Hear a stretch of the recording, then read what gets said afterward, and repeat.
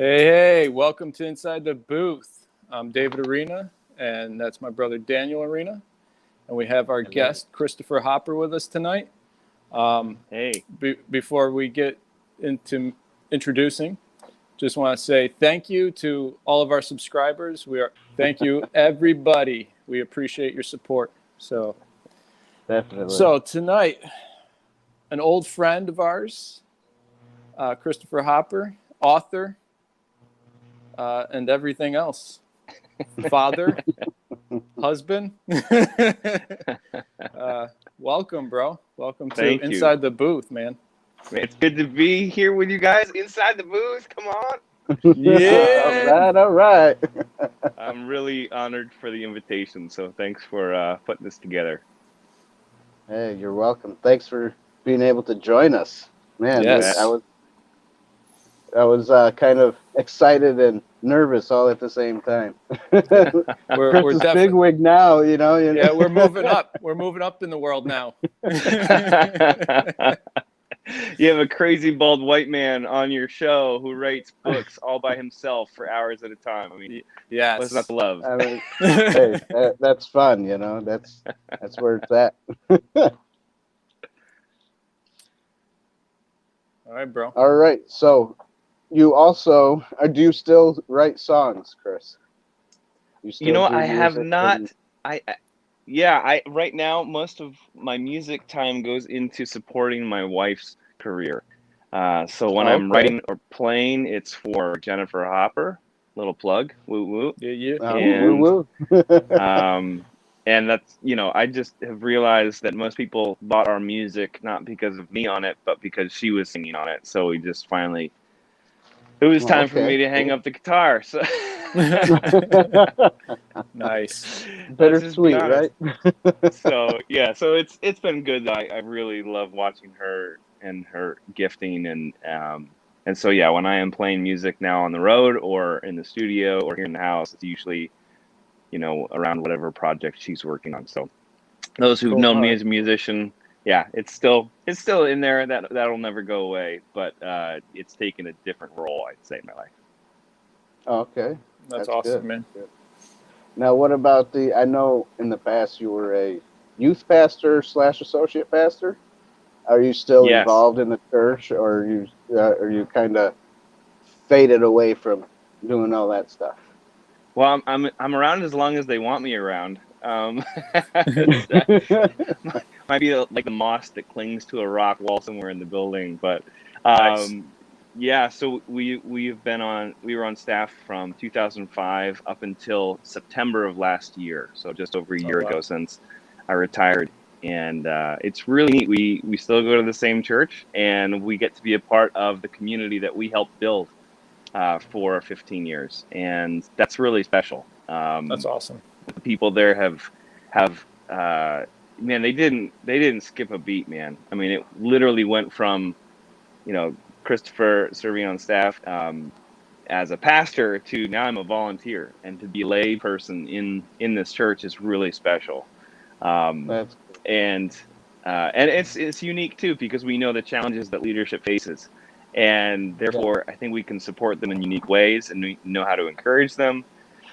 We know what they've been through because we've walked in those shoes, literally. And so that's really special, and it's just neat, So to be there as just a normal person today, worshiping with our family this morning, and cheering the team on, it's pretty cool.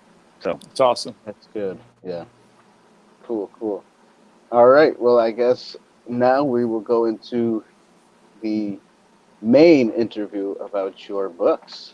Yes. The main reason we are here to talk about these awesome books that you write. Thanks. Yeah, you're welcome. So I guess the first question would be, like, you write them yourself, correct? Or do you have a co-writer, some other people? I mean, how does that all come together? Yeah, so good question. I really believe in team. They make for better products. They make for more sane individuals. And I'm a pretty social guy, so if I was just doing this completely by myself, I'd get a little, I'd drive myself a little stir crazy. So I know the feeling. yeah. So everything I've released. So I just celebrated today the release of Ruins of the Earth Book 2, which is a new prequel series to our main Ruins of the Galaxy series, and that came out today. Okay. And those are awesome. co-authored. Thank you. Yeah. Those are co-authored with my partner Jeff Chaney, known in the industry as J.N. Chaney. Okay. And he's a USA Today best-selling author, extremely savvy businessman, just all-around great guy. I love that we get to work together. And our arrangement is very unique, and I'm seeing this a lot more in this kind of modern indie publishing movement, which I love being a part of. And that is, you typically have one person who's what we call a lead writer, and they'll take the brainstorm session and distill that down into an outline. And then from that outline, the lead writer takes it and just writes the book. The other model of that would be you take the outline and divvy up the chapters according to who has the desire to write a particular scene or section. And then you just trade those chapters back and forth until they distill down into a really concise singular voice that's a mix of both authors. But that's very tedious. That's what I would call the old model. And I've done that before. Wayne Thomas Batts and I did that with the Barenfell Prophecies. But you need a year to do that, in my opinion. And we can't write books in a year anymore. The market is far too demanding, and readers devour things so quickly. Right. So now what we do is this modified version where I'll write the whole book, start to finish, which is great because it's like, leave me alone. Let me craft this thing and get it where I think it needs to be. I work with a team of alpha readers, so a little shout out to them if they're watching tonight. My Recon Alpha and my Unity Alpha readers, they literally read every chapter I write as soon as I'm done writing it. It just goes right to them. And they can say anything they want. They have carte blanche to critique it. And that's great because I'm getting to hear from our audience what they want. And I want to write what they want. So once I'm done with the book, that goes to Jeff, and he'll go through it and do whatever he wants. Typically, he's like, this is great. We talked about it. Let's go. And it goes to our senior editor, and she'll go through it. And then it goes back to beta readers. And so by the time it hits the public, it's probably seen no less than 30 sets of eyes. Wow. And we turn these around every 4 to 8 weeks, depending upon the series and the demand. But to give you one more example of, it is really fast. And that's because what readers want.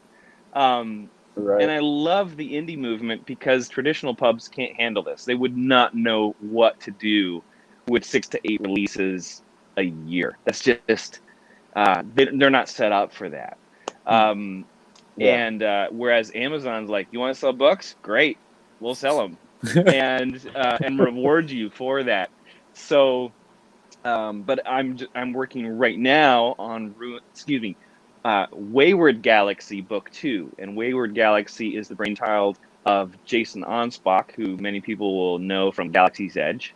And he partnered up with Jeff Chaney to write the book 1. And then they said, hey, why don't we bring Hopper in? Which I'm like, hey, you're two of my favorite people, two of my favorite writers. And so I'm lead writing Wayward Galaxy 2, and Jason Onspach is overwriting. And then Jeff Chaney is proofreading.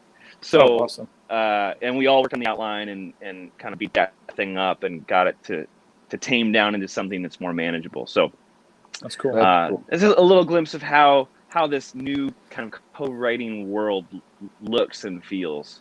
Well, personally, that's just a lot of information for somebody who's not in the writing world, that doesn't know anything about all this stuff. So it was very interesting. So thank you. It makes me not want to write. I was just going to say, was that code for I'm so not interested? I'm like, I don't think I'm going to be a writer. And if God calls me to write an autobiography, I'll call it Chris Hopper and say, bro, help. Nice.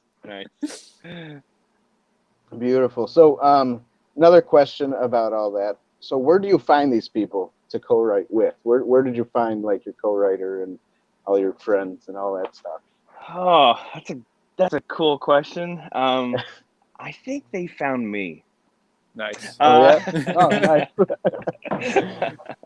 That's cool. That's cool. there is. I think any movement, any art form, any hobby has its own sense of gravity to it, and Yeah. people, get pulled together from that gravity. And um, I like how C.S. Lewis described friendship, which is you're going through life, and suddenly somebody bumps into you, and you both kind of say, "Oh, you too." And I That's think good. yeah, he's a smart guy. He was a sharp one. I think that's a little bit how this writing has developed, which is there are people who love reading books, and they read a lot, and they read very quickly. And if you will honor them as fellow human beings and converse with them, which is something I love about social media, for all the negative things I could say. Yeah. Yeah. Um, Yeah. I have never in my life had as much interaction with my readership and my listenership, because audio is huge right now, as we do in 2020. And I think it's something that a lot of authors miss out on, whether they don't Right.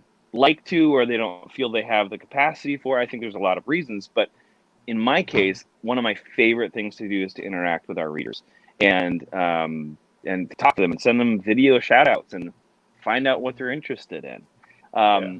And so social media has made that possible. So for Jeff and I just began writing Ruins of the Galaxy book 1 in December of 2018.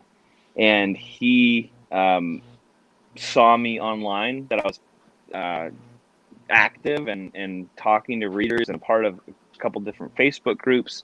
And then we just ended up chatting Facebook message. And he was one of the few people who wrote me back. Oh wow. And again, you just don't know who you're talking to. And it goes both Right. ways, both from people at the top.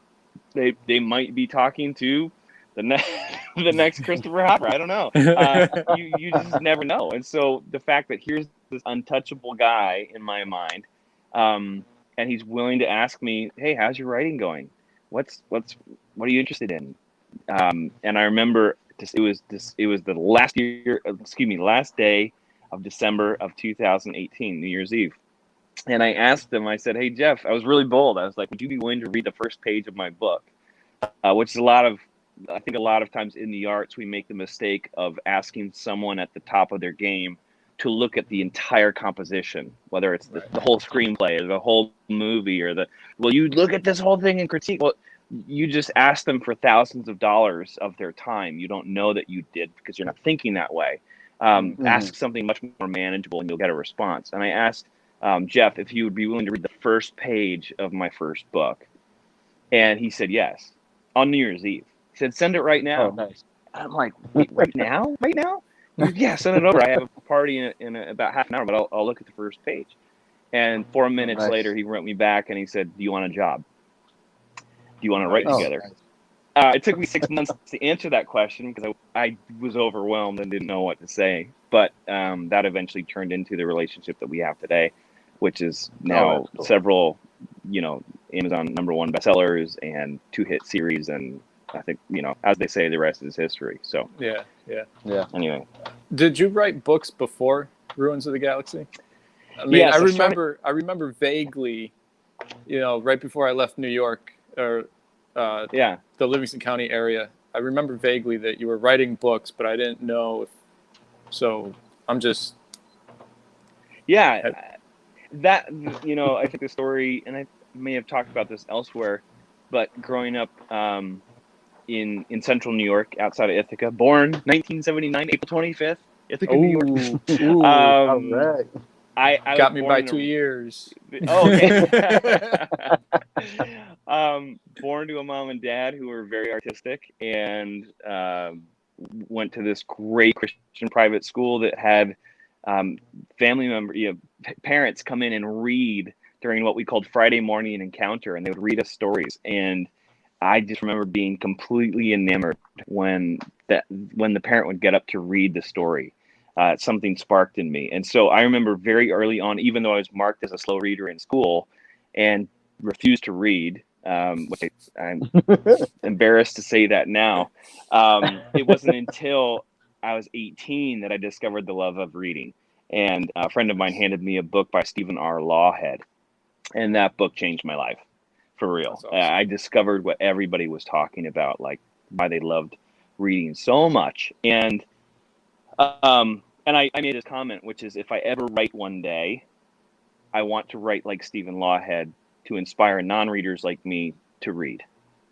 And so anyway, all that to say that I set out pretty soon after that. I was probably, I want to say I was 20 when I started really seriously thinking I'm going to write a book one day. And then by 2005, had my first book published with a small press out of California. So between 2005 and 2013, wrote and published 7 books. And then took this really long break because I thought I was done from 2013 to last year, 2019. So yeah, took a 6-year break. And it was just one of those things. It was like dormant in my heart. I knew it was there, but it was my wife who called it out and was like, babe, of all the things that you can do and do well, the thing that you can do that no one else can do is write the books and the stories that are in your heart. That's awesome. Yeah. And so she was the one I think really called it out of me. And what people read is the result of her faithfulness. Nice. Oh, that's cool. That's cool. Well, that answers some of the other questions I had about your journey going through it. So I guess here's another question. Where and who came up with the art on the covers of your Guardians of the Galaxy books, and I guess the new one that's coming out that came out today? If I wrote Guardians of the Galaxy, I was gonna say it's Ruins, bro. Ruins. Oh, Ruins. Oh, sorry. My bad. Sorry I about would that. have flown us all to one location so we could do this interview, but I didn't write those books or those stories. Sorry. Shucks. No, Ruins. not at all. Ruins Not of at the all. Galaxy. No. It's quite common. Don't worry. The artwork. So there's a cool backstory. Hold on, I'm gonna get something for you to show you. Okay. So the very first, let's see. I'll get a couple books here. So the very first edition of Ruins of the Galaxy is right here. Let me get it right there. Oh, nice. So this is no longer in print. This was what I released. I released the first 3 books in the summer of 2019. And the artist who did these is out of Syracuse, New York. His name is Matt Flint. And I always try to give him a shout out whenever I can because I just loved this is really, it's cover art, but it's even more concept art for the characters. Yeah. And That's so this was something I put out, and this was before Jeff and I had really connected. And after those 3 books came out, Jeff was like, man, your writing is, I feel honored that he would say this, your writing is so quality, it's so good, it needs a bigger audience. So why don't we take those 3 books, we'll repackage them, we'll re-edit them, do new back matter description, and then we'll relaunch them all with our audience. And Awesome. And I was like, you know what, let's do it. I want them to reach people, and I've always just what I said before, believed in team.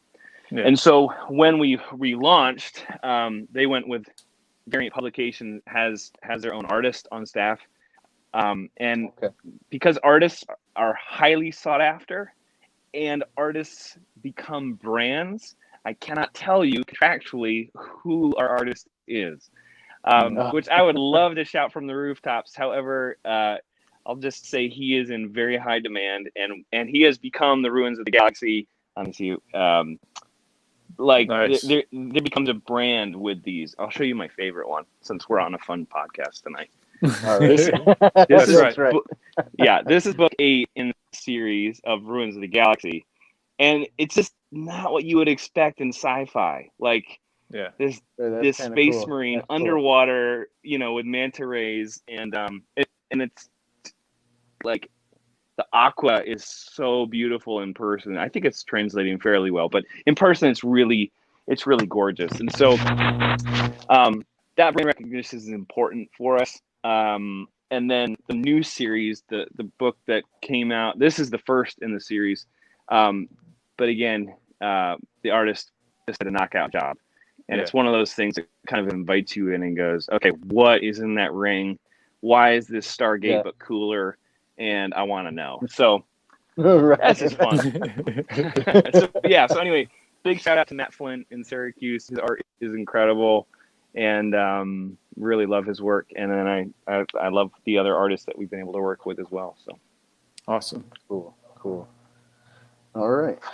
Let me just look at my paper here real quick, because you covered a lot of stuff.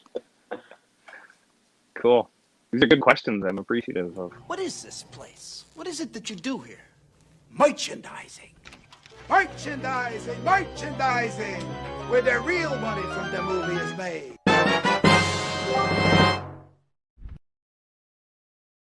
Oh, it's beautiful. Oh, The investigation. Yeah. Yes. Okay, so yes. here's a personal kind of wondering, I guess you could say, where did you come up with like the language, and where did you come up with like some of your characters? They use kind of a little bit of vulgar language. So how did that come out? So, because we're all Christians and we're supposed to be the I'm just You're stereotyping us. Yes. I'm stereotyping us. I just want to. I will introduce. Yeah, I will introduce you to my Christian friends in Australia and Europe, because they'll make you blush. But it's so I think first of all, to answer the larger language question, language is this beautiful living entity that is almost never the same 2 days in a row. I mean, you talk about something that's progressive and always advancing and being shaped and formed. I'm listening to a lecture right now. It's like a 17-hour lecture on Audible about the history of language in the human species. Absolutely fascinating. I mean, I think you have to be a major nerd and love words to love this 17-hour lecture, but it's right up my alley. And looking at how things morph and change. And so I think a lot of my je parle français aussi, alors I think a lot of the things, I speak French as well, so there's that sense of I love languages. I speak a little bit of Spanish, learning Italian, and then informed a lot by Latin. And so there's this sense of all of that, plus a good healthy dose of J.R.R. Tolkien and George MacDonald, and C.S. Lewis, and Frank Herbert. There's just, so all those things I think inform you as a writer. And I would love to say that I have this huge system for coming up with character names and odd terminology, but at this point, it literally just pops out. And I'm just like, I talk a lot when I'm writing, so I'll be talking as the characters are speaking. And what would they call this thing? Oh, that's a corgochirp. That's a stuffed corgochirp. That's what she's carrying around. An optune, a trunkfish. Those things just smell terrible, but boy, do Jujari love them. So, excuse me, Reptilons love them. So, it's just fun, and I think language is meant to be fun and an expression of who we are as people and who characters are. So, coming into your second question, which is how do you swear? How do you justify swearing, Christopher? I think that's really what you were trying to ask me. I guess so. Yeah. I was just shocked when I heard it. I was like, wait a minute, Chris is okay with this? Okay, whatever. I mean. So it's a fantastic question, and I have an essay I'm working on this, and I'll probably include it in a larger book on what it means to be a creative in the world. But it's very interesting because there's not a lot of vulgarity in Ruins of the Galaxy. I wrote that for a very broad demographic. My 9-year-old can read it, and I have readers in their 70s and 80s. And most of the expletives that I have are invented expletives. You'll have hell and damn. You'll have lighter, toned down swear words, but some of the other things I've invented. Which is very interesting, by the way, when you think about it, that I've invented an expletive, which really shows it's not the word itself. It's always how it's used and what the character means when they use it. That's good. That's why I have friends, who are pastors from Australia that use words that would make people blush. And people in my dad's church growing up were like, oh my gosh, because to them it didn't have the same meaning, right? Yeah, so language is very subjective. Yes. And so that being said, Ruins of the Earth is written primarily for those who love military science fiction. And I loved this conversation I had with one of my sons. He was reading Ruins of the Galaxy, and he's like, Dad, in chapter 30, Magnus opens the chapter by saying, damn it.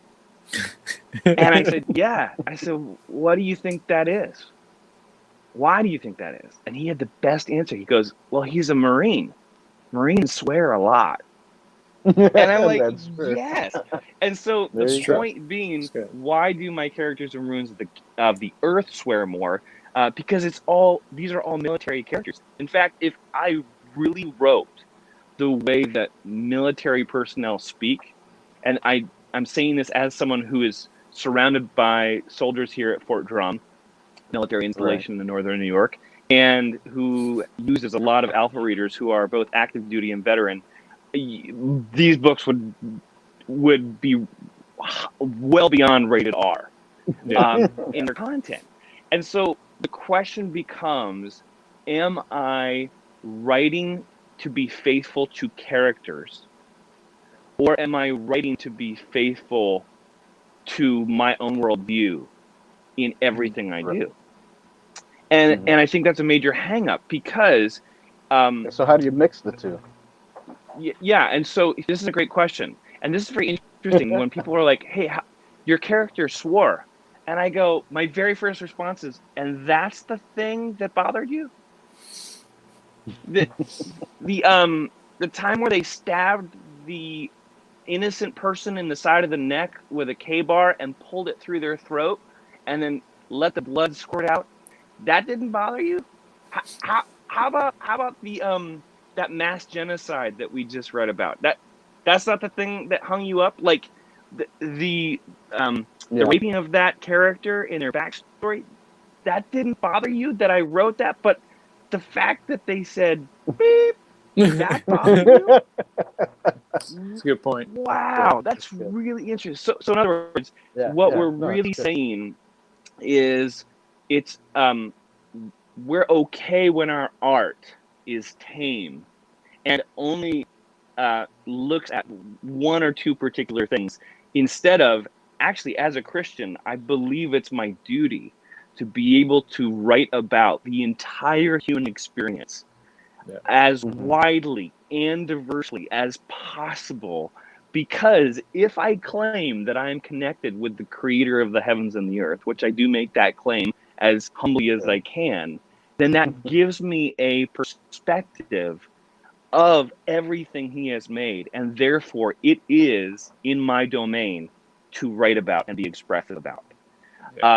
Said more simply, Magnus, Adonis Olin Magnus is not Christopher Hopper, and Magnus and Christopher do not speak the same way. Patrick Wick Finnegan in Ruins of the Earth is not Christopher Hopper, and Christopher and Wick are not the same person. And so if people have a hard time with how to self-delineate and know where they start and stop, where the character starts and stops, and where the author starts and stops, if they don't know how to manage that from an intellectually mature point of view, they will have a very hard time reading these books as whatever religion or spiritual following they're a part of. If they are well self-differentiated, they'll be able to understand completely oh, I understand what's happening here because this is true to who that character is. Right. It's good. It's good. Okay, cool. It just makes me think about the Bible too. If you actually read the Bible, you know how like rough that is with some Bro, of the it's books? steamy. It's steamy. I mean, it's messy. It's gritty. Yeah. The Bible does not dress up well for a date. No, does not. And anybody who claims that it's nice and tidy has not read it faithfully. Yeah, they didn't read all of it. They read parts, but maybe not all of it. Yep. So Yeah. it's Yep. Well said. yeah. Cheers. Thank you. So while we're on this character spiel, what makes a good character for you? What Oof. makes it, you know? Flaws. Absolutely flaws. I think that, you know, when we're talking about art and movies and books and characters, something I've picked up in my studies of really good screenwriters and really good authors is the fact that the stories that stick with us the most are not situations. This is going to sound redundant. They're stories. What do I mean? A situation is something that could happen to anyone. In other words, we have three of us tonight: Dan, David, Christopher, and put us in a car wreck, and it's a Jeep that drives off a bridge. Into a pond, and all three of us experienced that same car wreck. That is a situation. That's not a story.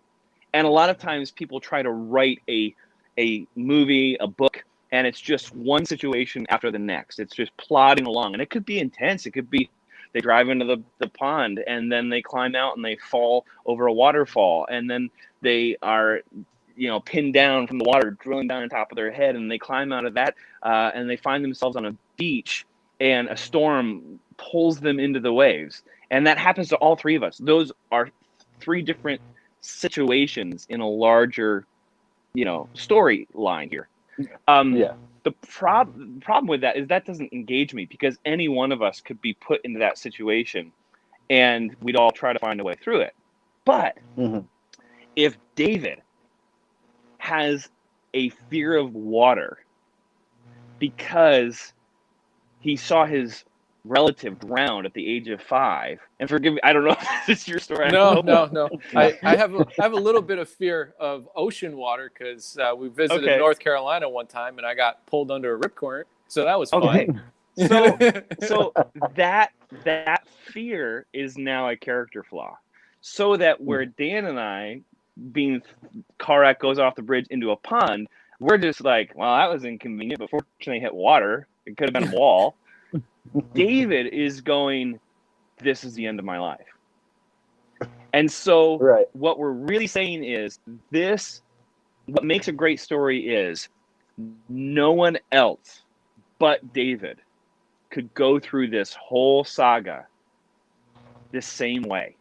And it's so unique to who he is. And we're just pushing that button over and over. What will David do if we drop him into a pond in a car wreck? What will David do, knowing he's afraid of water, if we put him under a waterfall? What will David do on the beach if he's pulled into the ocean by a riptide? Like, what will, with his back pushed against the wall, what will David do? I don't care what Dan does. He's not afraid of the water. I don't care what Christopher does, but I care what David will do.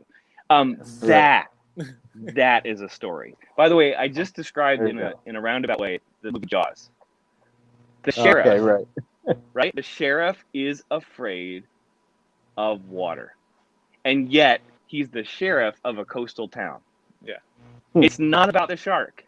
It is about what will the sheriff do when his back is pressed against the wall and he's on a sinking boat with a man-eating shark coming at him because he's deathly afraid of water.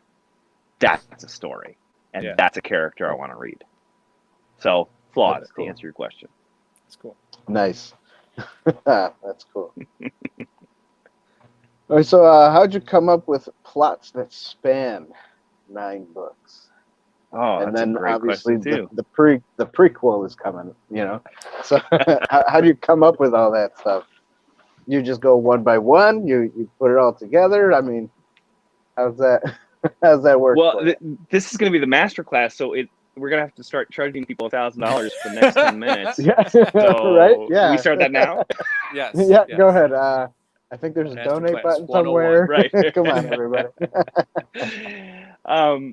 So I think that a lot of people approach art when they're new and think I have one good idea, and they hold to it really, really tightly. That person is usually not cut out for a serial creative life. Okay. What I mean by that is I'm not downplaying that one idea, nor their ability to pull it off or execute it. But it cannot be a career. That's not a lifestyle to live. Right. Then there is another type of creator who goes, wait, I have 1,000 good ideas. And if you say I have 1,000 good ideas, what you're actually saying is I have tens of thousands of ideas. I have a limitless supply of ideas. And that's a very different. That is a prolific creator, and there's a big difference. And so a lot of times I'll even meet new authors who are like, man, I've had this idea for a book since I was 12 years old, and I really want to write it. And I'll tell them, great, write it, get it out of your system, and when it's done, because it's your passion project, then come talk to me about what it takes to be a full-time writer, because they're very, very different things. Your passion may not be the thing that makes you money. In fact, it probably is not, but your proficiency is. And so let's get the passion thing out of the way, and now let's talk about what it takes to be an artist who generates income, if that's even an aim. So when you're asking me how do you come up with plots that stretch 9 books, I would say I'm a prolific idea maker, and I am surrounded by other prolific idea makers. And so when that happens, it literally it's inexhaustible. If anything, I feel like the characters will tell you when the story's done. Their particular arcs are coming to a close, or you just feel like, man, if I don't either heal or kill this character soon, people are going to start to. It's not going to pass the sniff detector anymore. They're going to be like, you're just trying to make money on me now. Like, right. Somebody would have died by now, or somebody would have found their golden chalice already. Like, you've drawn it on too long. So I think maybe in a little more practical sense, what I do try to do is, hey, this is where things start. And I know at the end they need to blow up the Death Star. I can take that and break that into 3 sections and start to pull that apart, and then look at each microcosm within that larger macrocosm. And that's just serializing, any content. Excuse me, I should say episodic.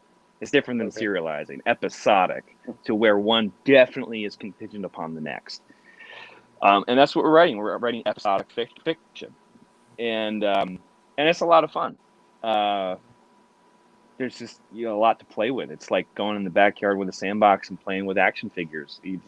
I get paid to play in my backyard. That's what I do. Nice. I think I'll say one thing to that. I've seen a lot of creators in both print and visual arts. They end up giving away too much too soon. They want to use exposition to tell the whole story right away, because they just can't. They can't handle this their own personal anxiety and tension. They just want to get out of their system. There it is, and you're like, great. What's book 2 about? I don't know. I think I just wrote it all. and you got that's where good coaching comes in. Says, no, you actually had 5 books in there. That's what I see a lot. I'm like, dude, you just gave me in 2 chapters what could sustain you for a whole book if you slow down and invite the reader into this exploratory journey with you. Nice. That's really cool. I have a question.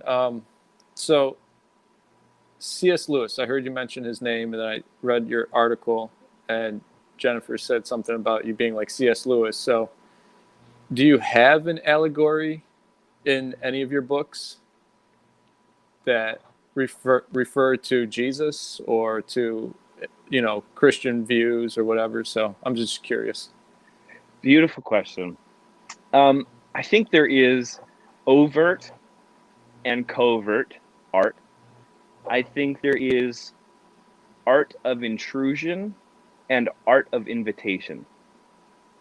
And all of those things have varying degrees and varying scales. I have very overt expressions of spirituality in the White Lion Chronicles, my very, very first trilogy. Okay. The entire premise of that 3-book series is, what if there was a world in which their Adam and Eve never sinned? Would Lucifer be back to tempt a second time? And if so, cool. What would the corruption of the world look like if Adam and Eve made different decisions? So that's very overt. I'm writing to a specific Judeo-Christian audience in North America. Yeah. With Ruins of the Galaxy, there is none of that. I did not sit down and say I'm writing to Christians. I wrote down and said I want to write very fun, entertaining books. Cool. Full stop. There's no agenda. There's no like Trojan horse that I'm trying to slip in and somehow corrupt people. Now, that said, and there's no offense. I don't have, I've done both. So it's not like I'm throwing any other authors under the bus. And if that's what you feel called to do, that's what you feel called to do. But I wanted to have fun because, interestingly, I believe that fun is a divine characteristic of God. Yeah, definitely. I believe God has fun. I mean, look at creation.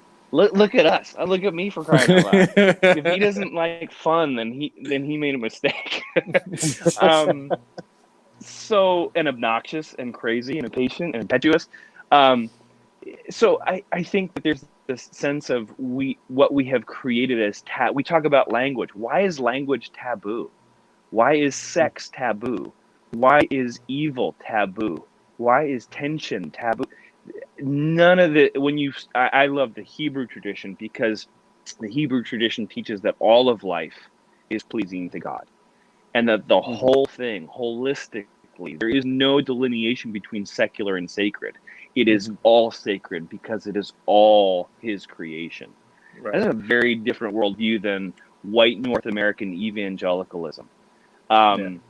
And so I'm very careful when I talk about these things because my view is not the rest of the world's view. Anyway, all that to say, my asterisk to this is in Ruins of the Galaxy and Ruins of the Earth. I can't help but not emote part of who I am into these characters.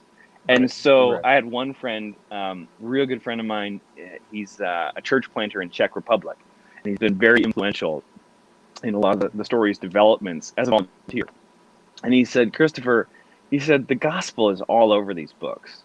Like, it's everywhere. You can't remove redemption from your stories. It would be like taking air out of your lungs. And I really appreciate it. Was a really kind word. And when I do look at it objectively, I think Christianity doesn't have the carpet on redemption. But they are very distinct themes that we see: sacrificial love, the surrender of self, the desire to conquer evil and to keep harm from coming to the innocent and the needy. Those kinds of things are all through. So I think if you have the eyes to see it, it's there. But again, this is not allegorical at all, and yet I have written allegorical work. And to my wife's amazing compliment to me, which I will spend the rest of my life trying to live up to. I do plan on writing some nonfiction beginning next year as well, and cool. That's kind of along the lines of the podcast, and how to look at life as a healthy individual self, well differentiated with good boundaries, and how do I relate to the world around me. So I hope it's helpful. That's cool. Yeah, that's good. Thank you. Yeah, you're welcome. Yeah. You're welcome.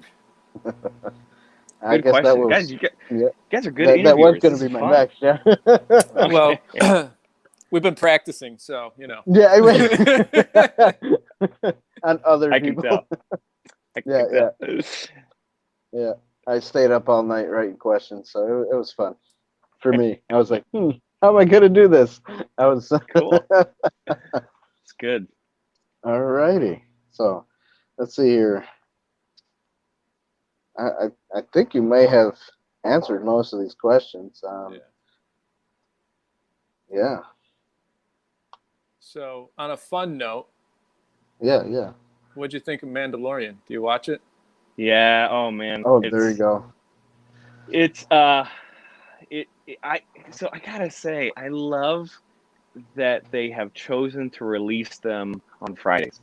Yes. Yeah. You know, Yes. in this That's nice. age of binging and everything's just available, I think there is something to the magic of making an audience wait. Yeah. Yeah. And Mhm. I'm seeing my kids rally around it.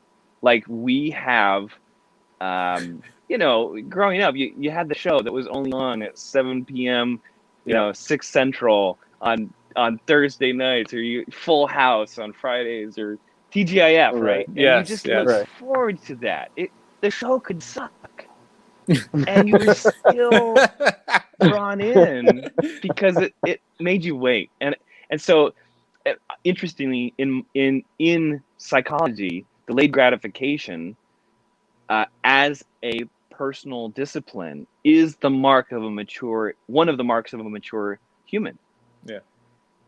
Interesting that we have created systems that fight against that mark, right? So we're actually resisting the maturation of a particular demographic by saying you can have anything you want whenever you want it. That's not healthy individuality, nor is it healthy community, in my opinion. Right. Anyway, I'm totally digressing off your question. That's what do I okay. think about The Mandalorian? That's okay. I love The Mandalorian. I think it's so much fun. You know, we get to have. Oh, there goes Baby Yoda. Oh yeah, There that's goes Baby Baby Yoda. Yoda. That's the best. I love it. I love that there are things that I like about it. There are things that my kids like about it. My wife likes about it, and it brings us together. And you know, we see Baby Yoda, the child, and we all just like giggle and like, oh, he's so cute. Oh yeah. And I think another impression is I love the minimalism to it all. I don't know what your guys' thoughts, but I think that the lack of dialogue, the slow pace, it just slows you right down. Like there's this deceleration. It is.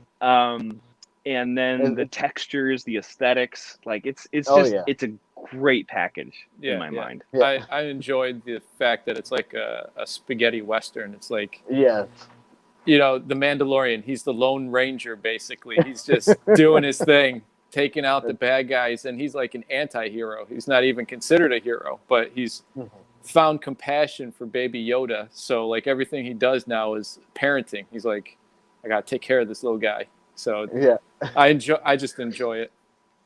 and okay, so let's go back. Why it's so compelling? It's not a situation.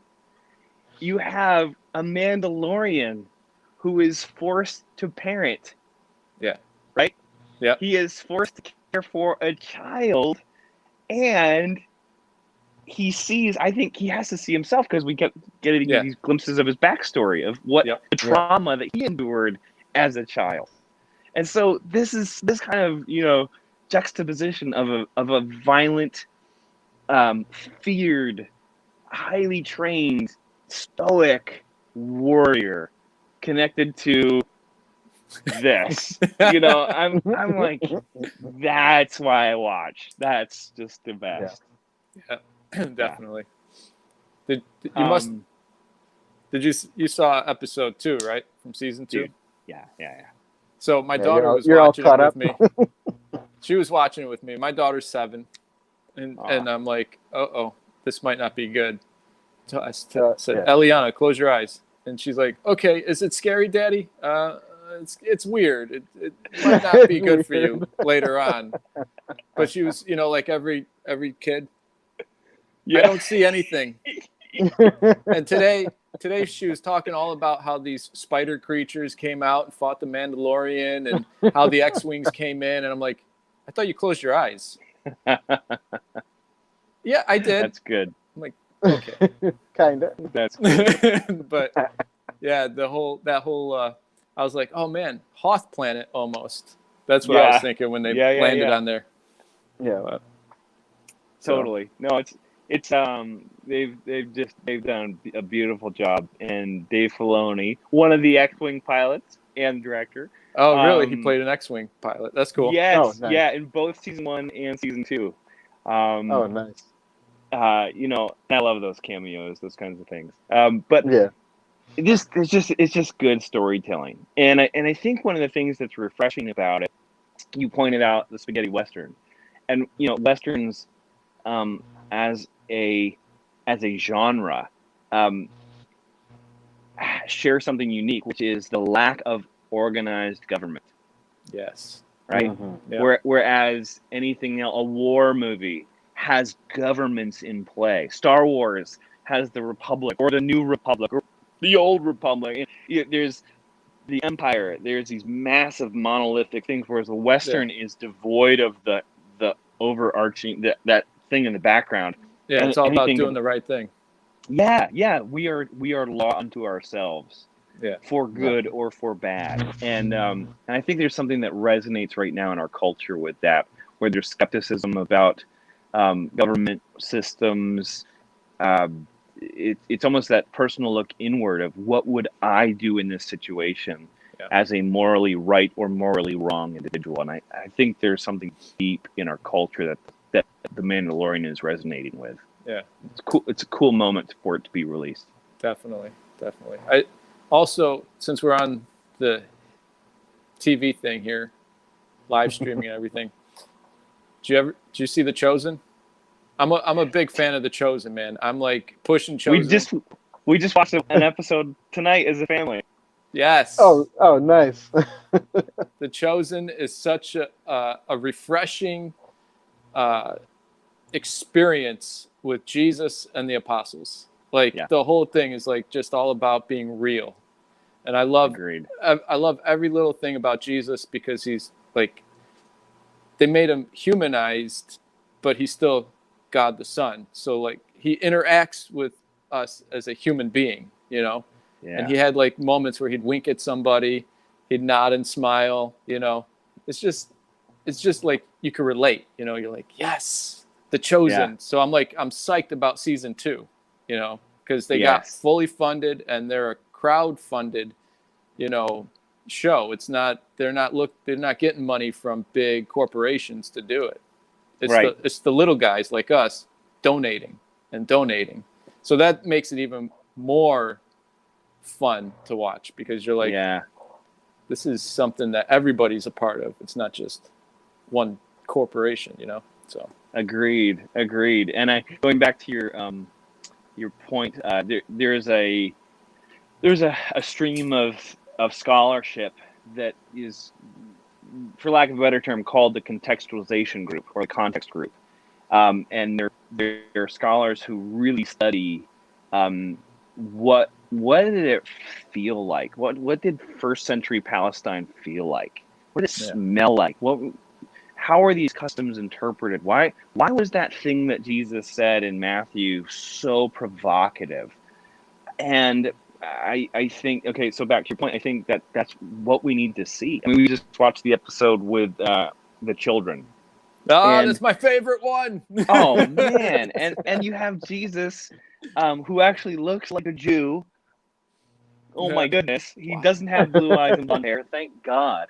And he's just making fart noises with the kids. I'm like, yes, because what adult hasn't done that with children? I mean, it's just a beautiful connection piece, that he truly was God in the flesh. Yeah. And when we say in the flesh, we have to identify in the flesh. you know, he acted like we do. He talked like we do. If he didn't, then it defeats the purpose. Right. So yeah, I think it's really, really well done. Yeah. I'll say it this way. Some Christian art that we don't have to be embarrassed about. Hallelujah. Yes. That's it right there. Yes. They Definitely. actually do a good job. Yeah. Big time. Well, I think we're towards the end, aren't we, bro?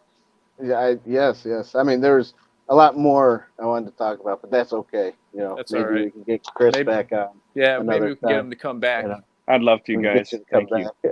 back. And Yeah, you bet. maybe one day we'll have a studio and we'll look like we're actually sitting inside a booth. That would be fun. There you go. Yeah. I thought that's what I was gonna get tonight. I'm a little disappointed, not gonna lie, but yeah. Well, it's a work in progress with us. Yeah, Okay, that's right. I mean, right. I got a friend Good. who he's a photo guy. He's a videographer guy, and he came up with a YouTube channel a year after us called Photo Learningism, and he started producing a video a week, and Daniel and I were like we got 60 subscribers. We're like patting ourselves on the back. Yeah. We started in 2017 with this thing. And my friend, he comes along and he's like, I'm up to 200 subscribers. I'm like, bro, really? How did you do that? I'm just consistently putting a video out each week on a certain day. And I'm like, the life of having 2 kids, my brother with 3 kids, and we just he lived in Orlando in 2017, and I had just moved to Bradenton gosh, I don't know, 6 years ago roughly, and we were starting this thing together, and then he had some issues and he had to move back to New York, and I'm like, well, how are we going to do this? We can't sit in the studio and do this together anymore. But so the Lord opened up opportunities for us to do things like this, and we've been able to move forward. And hallelujah, we're up to 170 subscribers. Yeah, awesome. 71. Awesome. Very cool. You guys are doing a good thing, and I'm honored to be on tonight. Thank you for the invitation. You're very gracious hosts. Great questions, and I'd be honored to come back. Thank you. Awesome, man. Hey, good. If you wanna put a few plugs on what you do, and I know you said that you have a new what's it called, a podcast coming, right? Life in yes. What's it called? Life in Pages. Life in Pages. Yeah. So if you want to do a plug right now, go ahead and let people know what you have. If you have a YouTube, we'll definitely let people know about your stuff. Thanks, guys. Yeah, they can find out more on the fiction stuff, ruinsofthegalaxy.com. If they want to know more about me and all of my entire bibliography, they can look at ChristopherHopper.com. And then if they want more information on the podcast, just Life in Pages by Christopher Hopper on all of those podcast channels, Stitcher, Apple, Amazon, Spotify, all those. So, and then I'm on the social media channels, pretty active. So, yeah. Cool. All Sweet. Right. Well, I think that's...